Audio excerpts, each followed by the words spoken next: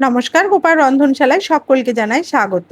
আজকের রেসিপি আলু বেগুন কচু দিয়ে ইলিশ মাছের পাতলা ঝোল।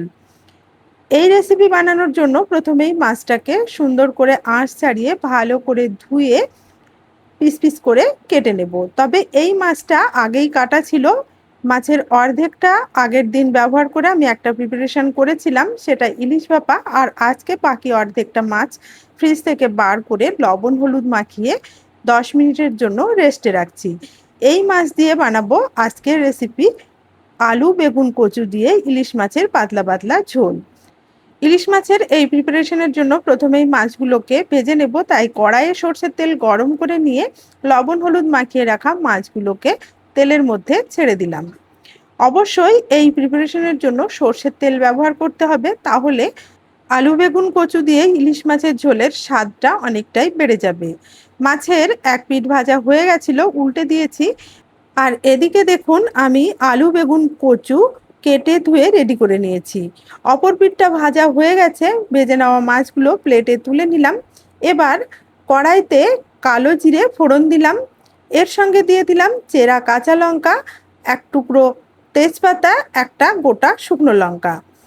ফোড়নটা সুন্দরভাবে ভাজা হয়ে গেছে, ফোড়ন ভাজার সুন্দর গন্ধ বার হওয়ার পর ধুয়ে রাখা আলু ও কচু দিয়ে দিলাম স্বাদ মতো লবণ।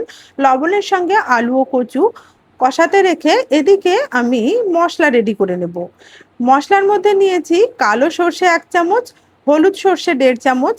এবার সামান্য একটু জল দিয়ে শিলে বেটে মশলাটা রেডি করে নিচ্ছি।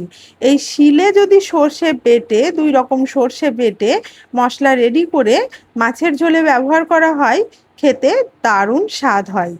তাই আজকের প্রিপারেশনটা করার জন্য আমি সর্ষে শিলে বেটে নিলাম। এবার নিয়ে নিলাম আদা ও কাঁচা লঙ্কা। আদা কাঁচা লঙ্কাও আমি শিলে বেটে নিচ্ছি, তবে কাঁচা লঙ্কাতে ঝাল যেহেতু কম, তাই লঙ্কা একটু বেশি ব্যবহার করেছি। আপনারা নিজেদের মুখের স্বাদ মতো লঙ্কা ব্যবহার করবেন। ততক্ষণে আলু ও কচুটা সুন্দরভাবে ভাজা হয়ে গেছে, দিয়ে দিলাম পরিমাণ মতো হলুদ গুঁড়ো আর কেটে নেওয়া বেগুনগুলো। বেগুনগুলো হলুদের সঙ্গে একটু কষিয়ে নিয়ে বেটে নেওয়া আদা ও কাঁচা লঙ্কাটা দিয়ে দিলাম। মশলাটা আলু বেগুনের সঙ্গে সুন্দরভাবে কষিয়ে নিচ্ছি।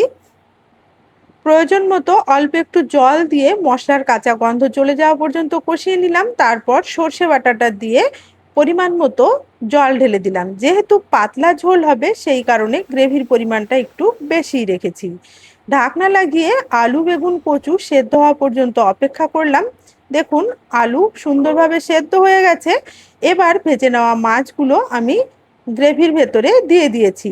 যখন গ্রেভির ভেতরে মাছ দিয়েছিলাম, ভিডিও অন করতে ভুলে গেছিলাম। যাই হোক, মাছ তো দেওয়া হয়ে গেছে। 5 মিনিট মতো রান্না করে নেওয়ার পর এখন সার্ভ করে দিচ্ছি আলু বেগুন কচু দিয়ে পাতলা পাতলা ঝোল, যেটা গরম ভাতের সঙ্গে খেতে দুর্দান্ত লাগে।